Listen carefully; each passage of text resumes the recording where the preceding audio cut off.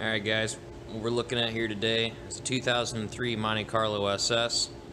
This one's got 350,000 miles about on it, and it's throwing an error code for evap system, the vapor vent canister valve. I don't remember exactly what it's called, but basically it's this part right here, which is located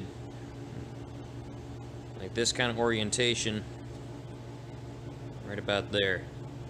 And I'm going to go through showing you how to access it, how to replace it, and what kind of tools you need. Here's a little diagram I pulled up off the internet. Shows kind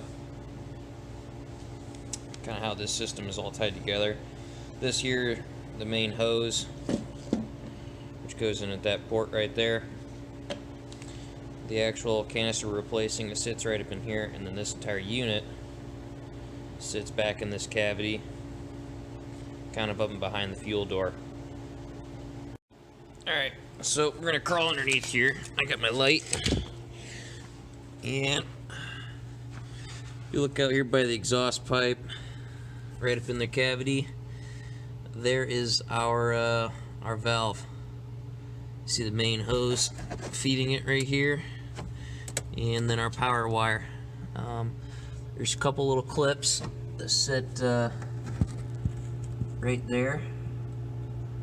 That's the only thing that's attaching it to the vehicle, so we gotta undo that and undo the wire and this hose, and it should slide towards us in order to unclip it, but that's about all there is to it. Alright, so I pulled the old canister out here, and the bracket as well with it. I found there was an easier way of getting it out. I just took out this one 10mm. The way this was located was down underneath, like that.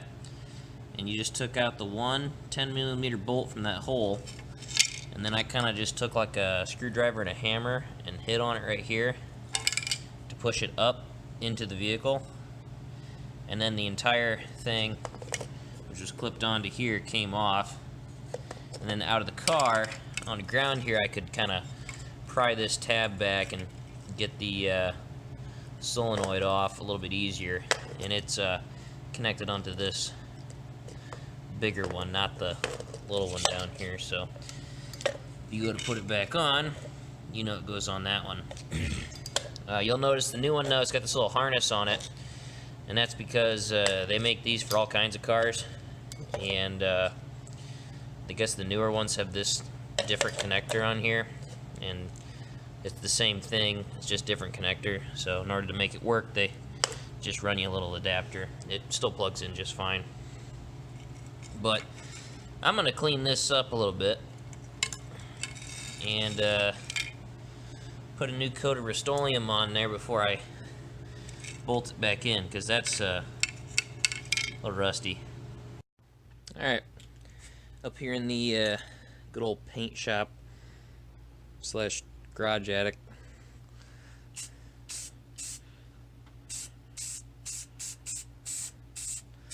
get a nice little bit of rust slower.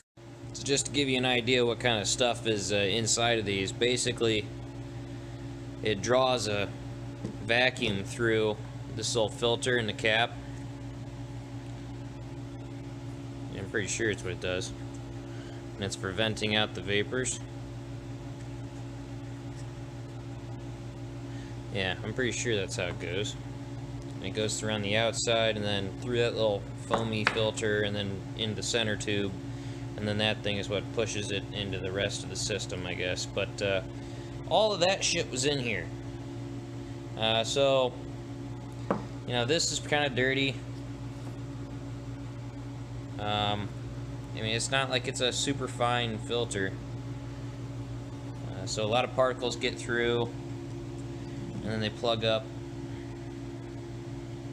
You can kind of see there's a nice coating of dust and dirt and shit on the inside of that valve. So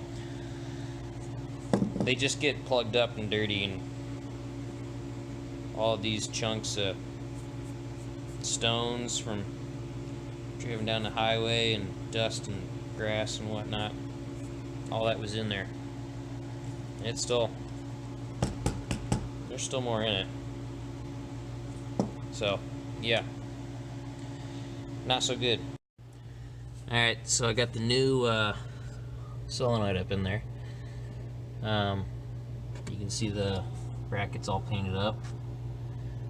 Actually, I thought it went up. It's mounted in sideways. It's just a little clip like that. So when you push it in, then you put the screw in, and that holds it together. This little bracket has a clip that comes with it, so I just clipped it on there like that. Put the hose back on, and that's about all there is to it. It's a pretty simple job. Just couldn't find any other tutorials on the internet, so figured I'd do everyone a favor and make one for you. Thanks.